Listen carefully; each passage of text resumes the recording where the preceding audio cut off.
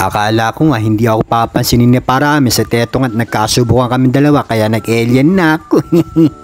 Pilit siyang umaalis sa laser beam ko at napakabagal kasi neto ni Alucard, sayang. Nakita ko nga na may binabanatan si Alucard kaya tumulong na ako at napitas ko si Ruby. At habang nagpupush ako dito sa mid lane ay bigla akong sinugod ni Lancelot, nag-transform ako kaso iniwan din naman ako.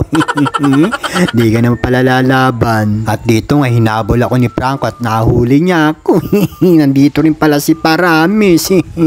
Kaya inuna ko muna to bago si Franco at nasundan ko nga dito kaso nahuk naman ako ni Franco.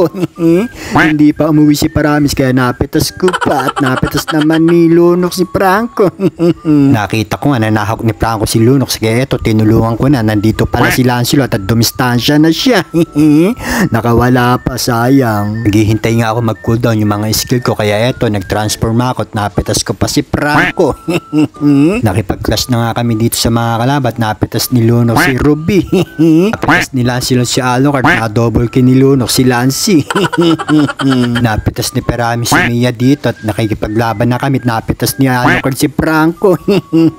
Napitas ni Lancy si Yin at dito nga sinugod namin yung isang kalaban kaya napitas ko pa si Ruby at sumugod pa nga yung kasama ko. Nakawala pa. Dito nga nakipag-clash na naman kami sa kalaban kaya eto nag-anyong alien na naman ako at napitas ko pa si Franco. Tatakas pa nga dito si Paramis pero hinabol ko nga dyan, pumunta naman dito si Ruby.